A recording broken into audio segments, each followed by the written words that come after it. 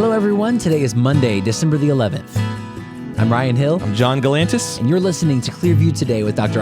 Shah, the daily show that engages mind and heart for the gospel of Jesus Christ. You can visit us online at clearviewtodayshow.com, or if you have any questions for Dr. Shah or suggestions for new topics, send us a text to 252-582-5028, or you can email us at contact@clearviewtodayshow.com. That's right. And you can help us keep the conversation going by supporting the show. You can do that by sharing the show online with your friends and family. You can leave us some good 5-star reviews on Apple iTunes or Spotify, anywhere you get your podcasting content from. We're going to leave some links in the description so you can do just that. The verse of the day today comes from 1 Peter chapter 2, verse 9. But you are a chosen generation, a royal priesthood, a holy nation, his own special people, that you may proclaim the praises of him who called you out of darkness into his marvelous light. Now, some of us, it's difficult to, and I love that passage, and I love, because it's basically saying what we all want to hear. You're special, you're chosen, you are set apart for a holy reason. And yet some of us have trouble accepting that because we've been fed this so often, like, what's so special about me that I deserve it and someone else doesn't? And the answer is, truly, there is nothing special about you. Right. Well, I'm glad you said that, because the whole thing is we don't deserve it. Right. We don't deserve to be called special. We don't deserve to be called set apart. But that's what Christ does. He calls us out of darkness into his marvelous light. And then, so what's the response to that? It's not just, yay, we're special, here's your participation trophy. Right. No, we are special so that we may proclaim the praises of him who called you. Everything goes back to Christ. It's not about us. It's not about what we bring to the table. It's about who Christ is and what he's done for us. That's exactly right. I had someone write in for the first time in a while. A lot of people write in doing like lightning round questions, but somebody wanted to know, Ryan, this is from Donald W. from North Carolina, by the way. Oh, hey, Donald. What are the top 3 things on your Christmas wish list? Ooh, yeah, top three things on my Christmas wish list. Elizabeth and I were talking about this the other day, my wife and I, and it's weird being at this stage in life because I don't really keep a wish list for myself. I don't really, like, we're to the point in adulthood where, like, if we want something, I just go get it. Kind of get it. I mean, within reason. But if I had to pick 3 things, one of them is, I saw this really cool, like, 3-in-1 charging dock station where it charges, like, your AirPods, your Apple Watch, and your iPhone all at the same time. Ooh, yeah, just like right on your nightstand. That's really cool. It has those contact chargers. Another one that I saw is it's like a lamp, like a light that fits over a book page. So I've seen that. Yeah. Almost like it's not a backlight, but it like illuminates the page without illuminating the room. Yep. So that would be really good. I like to read before going to bed. And then if I had to pick another one, I would say maybe a new phone case. I don't know. Mine's kind of falling apart your phone case a little bit. You got an OtterBox though. It's still in good condition. The silicone's getting a little stretched out. It's definitely not flashy. Like, it's kind of a boring case. No, it's not. It's very boring, but it is very practical. I mean, I've dropped this thing so many times. Yeah, same. And it's held up. I would say for me, top 3 things. See, my problem is I collect. I'm a collector. I like to get for instance, I wanted like the original Ultimate Spider-Man 22-issue run, the original Peter Parker run.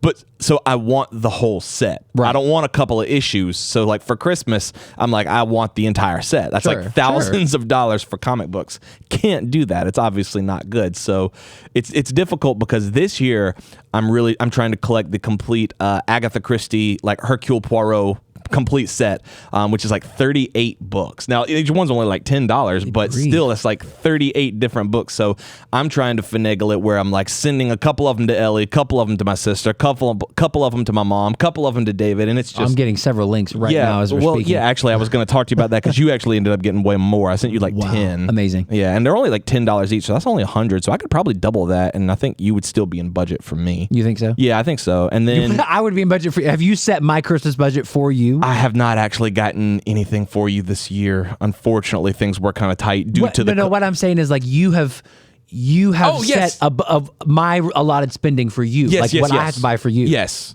So if I got 20 of those, that's actually works out kind of well for me. If you wanted to get me 20 of those books, that would work out kind of well. But I do only count, I count that entire collectible set as one. So gift. I do still get 2 more gifts. Of course. You know what I would really love? I'd love a new chair. I'd love a new armchair. Really? Something about being a dad. You need a chair. I don't have a chair. You gotta have a chair. And it's not something that our living room is relatively small. I mean, especially when you add in all the kids. So we have a chair. It's not a recliner or anything. It's just like a freestanding chair. Yeah. Then we have a love seat and a couch, and they all kind of match. Yeah, which is great. I think every dad needs a recliner. Papa had a chair. Daddy had a chair. Now I have a chair. Problem is, here's where I messed up, is that Papa did not let anybody in his chair. Daddy didn't let anybody in his chair. I let my son into my chair. There's where you Big made your mistake, critical error. because he eats Pop-Tarts in the chair. That's He where eats you mac made your and critical cheese in the mistake. chair. He eats all sorts of snacks and chalky milk. All of it goes in the chair. Oh, so no. now I have a ruined chair. I hate to hear that for you. I'm so sorry. It was and once- here's the problem. Like Gavin's to the age now where maybe you could like sort of work on getting that out of there, but then you got Holden right behind Yeah. him, who's going to eat the chalky milk, who's going to have the chicky nugs. He'll spit up in the chair. In the chair. He will. The boys have ruined my chair. I would love a new chair.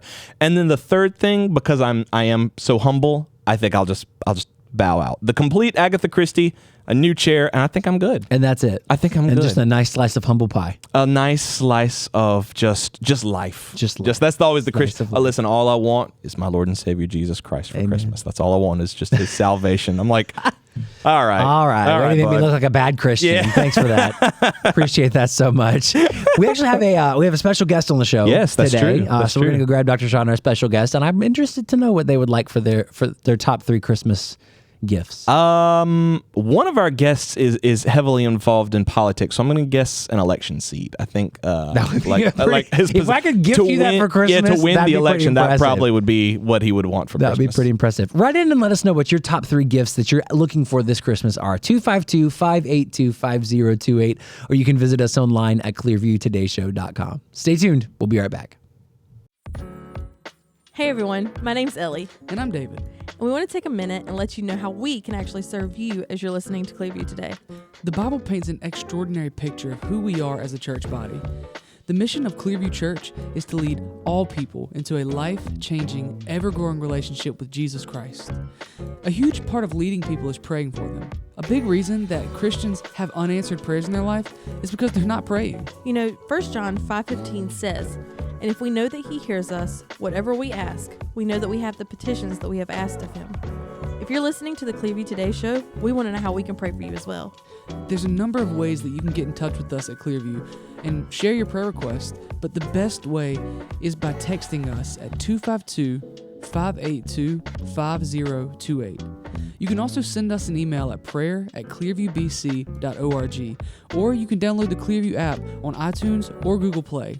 You know, on that app, there's a dedicated prayer wall that helps us to get to know what's going on in your life, how we can pray for you, and how we can take any necessary steps to get you moving in the right direction. Thanks for listening. Now let's get back to the show.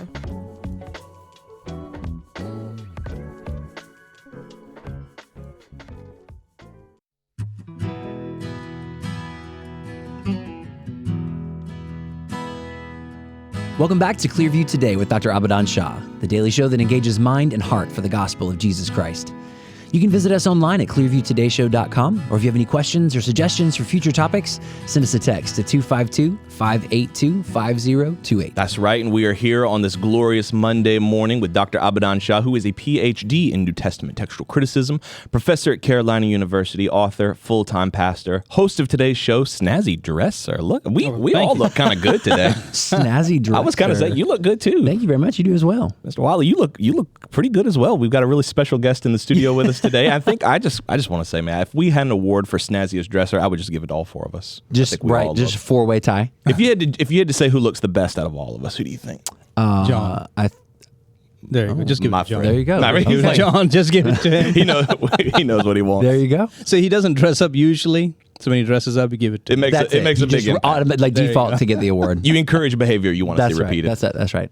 Well, we talked earlier on the show, so first of all, Mr. Michael Whatley, welcome to the show. We are excited to have you on the show, and we're going to talk about what you do in just a minute. But we're going to get to some hard-hitting questions first, and that's what are the top 3 items on your Christmas wish list?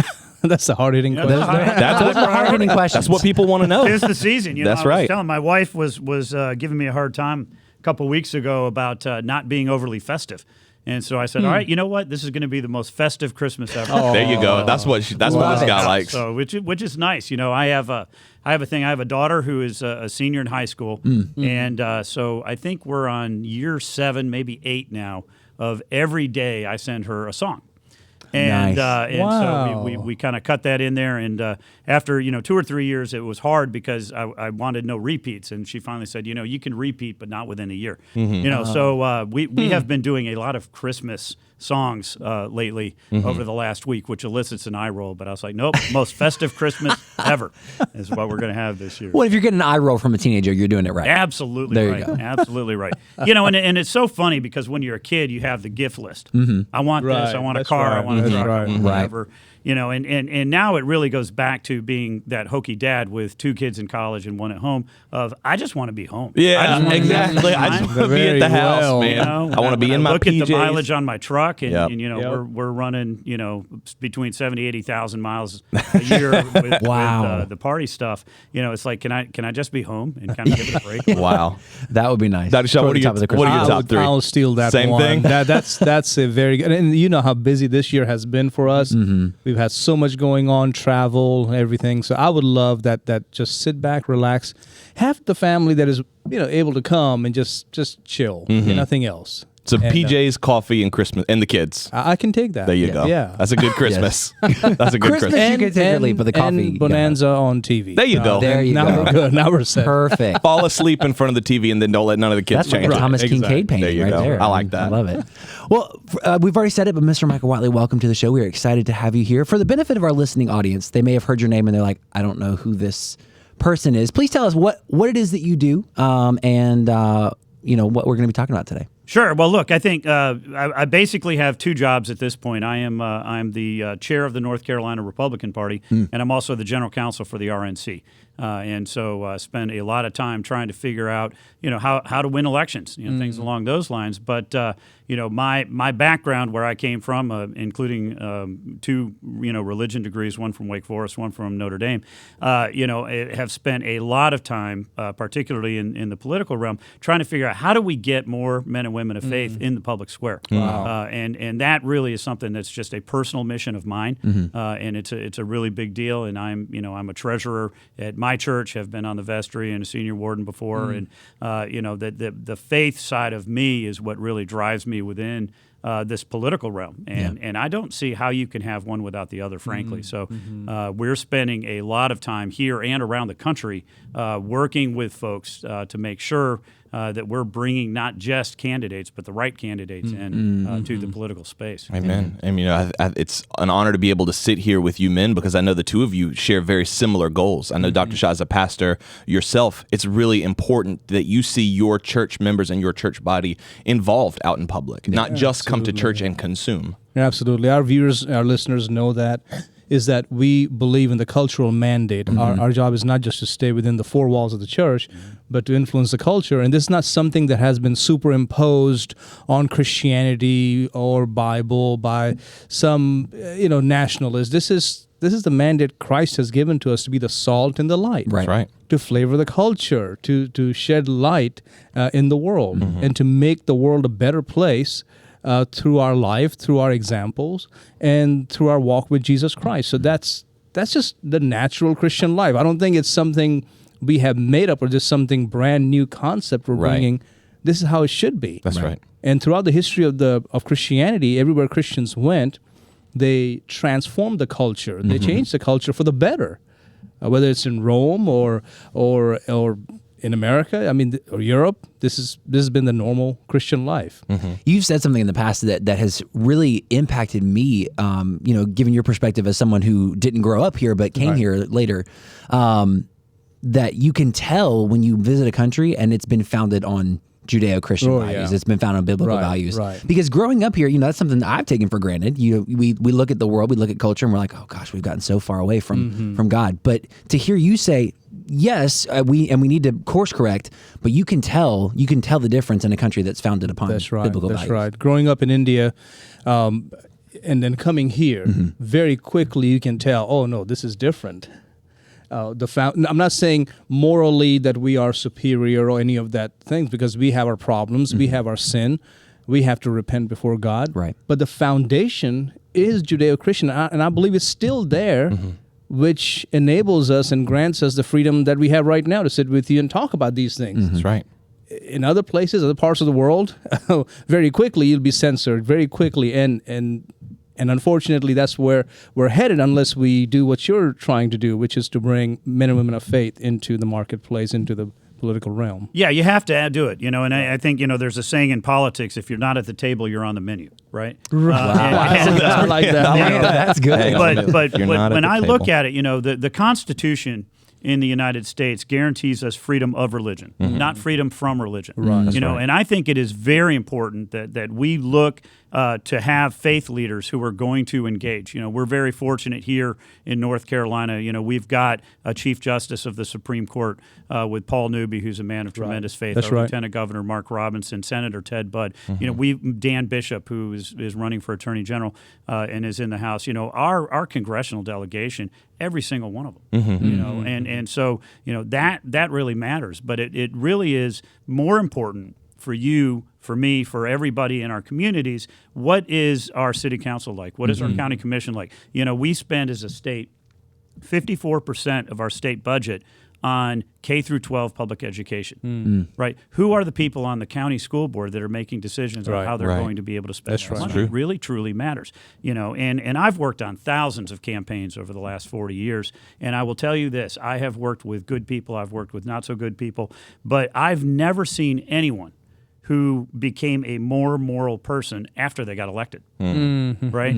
So if we want moral people in office, we have to recruit moral people to be engaged and run for office. That's true. And we also need men and women of faith to engage even if they're not running. Right? 50% of evangelicals in North Carolina are not even registered to vote. And we talked about that. When we talk about how to win elections for faith, not Republican versus Democrat. Yeah. Right. This is good versus evil. Yeah. And how do we get everybody to engage on this? Because I can assure you, liberal churches are engaged. Yes, Right. that's true. So how do you get the evangelicals and other conservative churches to engage? Where do you think that apathy comes from? Do you think it's just seeing, because I think Ryan made a good point that when you grow up, especially me growing up here in this town in the South in the Bible Belt, there's a church on every corner. It just becomes so commonplace. Do you think there's just this idea that we're the default, we're fine, we're not in any danger? I think that's some of it. I really do. And I think that also you've had a series of Democratic presidents that have run all the way up through President Obama and even now President Biden, who have said to conservative churches, if you engage in political activity, you'll lose your tax-exempt status. Yeah. That's not true. They're not going after all the churches, just the Right. conservative churches, right? So, we need partial or impartial application of that particular law. But again, there's just a difference, right? And when I talk to faith leaders, and I've done a series of 30 different pastor lunches across the state, talked to about 4,000 pastors at this point. I tell them, I'm not here as a Republican chair. I'm here as a conservative. That's I'm here as a right. Christian, That's a husband and a father. And I'm telling you, we need you and your followers to engage in the political process. Wow. That's incredible. I was just gonna. It's encouraging to hear you talk about that because you grow up hearing like caricatures of politicians. You grow up hearing caricatures of people who are in the political realm, and it's just like like you said, no, it becomes more moral once they become a politician. But to hear people of faith operating in the political realm is encouraging to me in not only my faith but in my involvement in politics as well. There was a book that we read as a staff. It was Creative Followership. It was it wasn't Truett Cathy, but his Jim Collins. Jim Collins, yeah. And we read that book as a staff, and I think one of the things that really stood out to me, and now I'm kind of seeing as we're framing this conversation, is the path that you've chosen to take, where as a prominent member of the community, Dr. Shah, you're not running for political office, but supporting Christians who are. And those resources that we have and that we've accumulated and the connections that we've made are being used to further the gospel in that sphere. Right. I truly believe, having lived overseas, I saw my dad. He was a pastor for almost 60 years, and he was always involved in the political process. Not running, and that's fine. Some who are called, and I think many are stepping up. Many pastors are stepping up and taking that role, and I'm so happy about that. But my dad, he would always support it, and his premise was, if we don't, then we will lose the ability to worship. Yeah. that's how he operated there, and he had challenged other pastors to join him. So when I came here and I see in the past 30 years how, it's almost everyone's welcome except Christians, because you guys are bigoted, you guys are terrible people, and all of that. And I'm thinking, we as Christians should realize that if we don't step into the process, just the way you said earlier, then we become the menu. That's right. So I think pastors here need to operate almost as if pastors overseas do, in a non-Christian environment, that we have to speak up for our people. That's right. We have to do this. And I still believe the foundation is there, but it's going to go away if we don't do something about it. Could not agree more. I tell every pastor that I talk with that there's 3 things that you need to think about. Number 1, you need to think about running, right? As a pastor, you are a good public speaker, right? You can herd cats. That's right. Right? And God knows you can raise money, right? You're perfect. But if that's not the call, right? Either for you or for your spouse, right? Or your family or your church, right? But people in your church that are. That's right. Right? And you can help them and you can mentor them and guide them and get them, comfortable with the notion of running for office. And then third, we've got to get believers registered to vote. They need to go out and register to vote, And again, I'm not telling people go vote Republican. I'm telling them go vote your values. That's right. That's right. And That's right. that really truly is important to me, but it's important to the party. It's important, I think, for the country to make sure that we have people go vote values.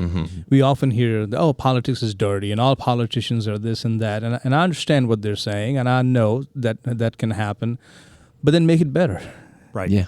Make it better. You are either the solution or the problem. That's right. So go Clean be it a up. solution Exactly. and make a difference. Encourage your young people, your children to consider politics. Yeah.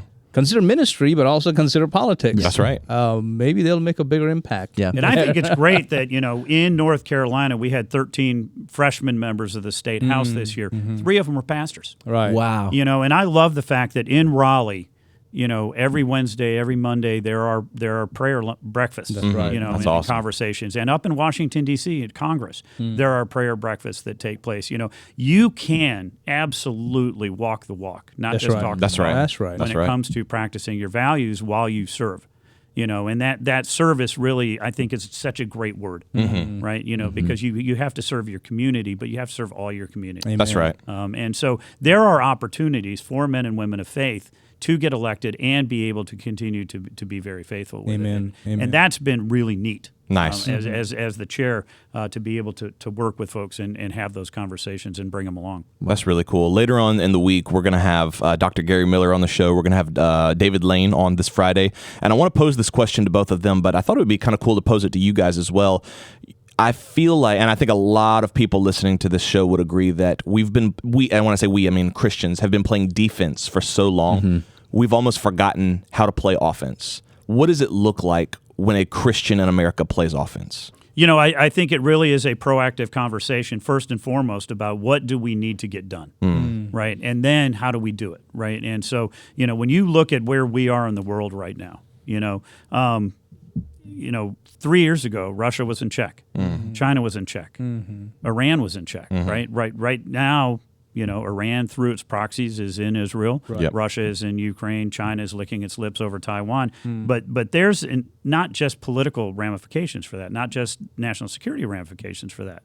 What Iran is trying to do in Israel is absolutely eliminate Judaism, Right. right? And That's right. and they will also work all day, every day to eliminate Christianity. When you think about ISIS and you think about all of the different right. terrorist networks out there, it is a religious war for them. So we need to make sure that we're trying to do that. So I think that when we talk about what are going to be the classes that are going to be taught in our public schools, what are the books that are going to be in our public libraries, that there are issues there that really truly matter. When we talk about the freedom to go through a pandemic without shutting down churches. There are issues that faith is going to be tied up in every single day, and you don't know when that particular issue is going to come. But I want a man or a woman of faith making that call when the decision comes. That's right. And expect opposition. Moment you do that, somebody say, remember separation of church and state. And we often talked about the Danbury Baptist. Yeah. You know, how that letter was given to say, hey, we protect your faith. That's right. It was not to say keep Christianity out. Right. Yeah. So be prepared to hear people call you out and say, how dare you? And we've heard that. I've heard that. And you just have to say, no, we are for all people. We're here to help you. Yeah. So I think it's a battle between good and evil. Yeah. Expect opposition. The enemy is really the enemy, which is Satan, Yeah. behind all of this. And we have to do it. Well, I love that you use that word, that battle. It is a battle. And I think too many Christians want the Christian life to just be a peaceful existence. Yeah. I just want to go to my church, go home to my family, and that's my Christian Yeah, life. I just want to relax until heaven and then relax for eternity. Yeah, pretty much. But I love that you frame it that way, because that's what it is. It's a battle. Yeah. And Spiritual warfare. No Yeah. one can go into a battle and not be prepped for battle. Yeah, it's so important, and it helps convey that sense of urgency too. That sense of, this is a need, this is a calling for you to step up and answer. We have a lot of pastors and people who are in ministry who listen to the show, but we also have a lot of people who are just sort of lay people that go to church and are interested in these things. Maybe Mr. Whatley and then Dr. Shah, what would you say to the average layperson who is understanding, from this conversation, I need to be involved, I need to vote biblical values, I need to make sure my voice is heard. What are some practical things that I can do in order to operate and make a difference in the political world? Sure. We're very fortunate. We've got a number of great national networks, and you mentioned David Lane and the American Renewal Project and the great work that they do around the country. I was on the phone earlier with Ralph Reed, and the Faith and Freedom Coalition, and Tony Perkins, and we've got a number of folks that are out there trying to energize folks and bring them into the sphere. With the Republican Party, again, we're a particular partisan kind of organization. I want to bring people along to be able to run and to get them involved there, and people can certainly come to us and have those conversations. But, it's kind of, you have to go back to your pastor, you have to go back to the church, and you have to say, we need to be involved, not just I. That's right. We need to be involved, and we need to have these conversations so that everybody can get informed, get educated, and vote their values. That's right. As a pastor, I will encourage other pastors to preach on this. We talk about this several times in the year. I did a message called The Vine and Fig Tree. That's right. Thomas Jefferson's Vine and Fig Tree, how much Bible was central in their lives. Not to say that every founding father was a born-again evangelical Christian, but they operated from that perspective. And so talk about that to your people. I've had so many people come to me after service and say, prior to this, I didn't care one bit when pastors would talk politics. I was turned off just like this. But you didn't just make talking points. You actually went through the history of this nation, or the foundation and the Constitution and the amendments and all of that, Bill of Rights. And I get it now. I get it. I'm more convinced now than I've ever been, because I always was on the fence, or I just didn't care for it in the church. We can talk it outside. I tell pastors, talk about it in your church and educate your people, especially the younger generation, Gen Zs and Generation Alpha. These are those who definitely need to hear it, because they're hearing a very different narrative about the foundation of our nation. It's revisionistic history. It's very different. Yeah. And so who else is going to step in? Well, I think that's something that's unique about you specifically, is that, like we said earlier in the show, when you grow up here and it's so common, the freedom is so common, the values are so common, you start to only see the flaws. Right. So I think you have an incredibly unique perspective, and people know that about you. They can feel that you are truly grateful to be here, not because you have nothing else, but because you see the good in what it is, where other people, like me, even myself growing up here, can be blinded by it because I see it all the time. And so it's no longer special. And so I think, like, when you do preach that from the pulpit, there's a difference. People can tell when you truly care, when you truly love this country, versus, like you said, a talking point. Right, Yeah. right. And I tell people, yes, America has problems. Don't misunderstand that. Yes, we do. I won't put it as, oh my goodness, we are God's chosen ones and we are walking. No, we have a lot of work to do. Having said that, this is still, I would say, the best place to live on earth. That's right. Amen. Yeah. I would put it up against Europe, anywhere. The blessings we have, the freedoms we have, even the values we have. Don't buy in what you see in movies and sitcoms and daytime TV. That's not the average American home. You mean the Jerry Springer show's not like a portrait of America? Or May he rest in peace. daytime soap operas. No, they're not. I really thought Maury was like, that's what America was. No, thankfully. Thankfully, that is not the case. Man, thank you so much. Mr. Whatley, thank you so much for being on the show today. So helpful for us to understand how our faith should impact politics and how we can be involved. If you guys enjoyed today's episode, if you have any questions or suggestions for new topics, maybe today's episode was helpful for you in reframing how you understand how your faith impacts your view on politics. Write in and let us know, 252-582-5028, or you can visit us online at clearviewtodayshow.com. John, what's coming up tomorrow? Well, it is December, so we're going through some more Christmas themes. I love that. Yeah, I know you do, my friend. Got some theology for you tomorrow, diving deep into Athanasius's On the Incarnation. Ooh. What does that mean? The Word became flesh. That's got to mean something deep, right? Very nice. Sounds like it means something deep. We're going to dive into it tomorrow. You'll find out tomorrow. Stay tuned. We love you guys. We'll see you tomorrow on Clearview Today.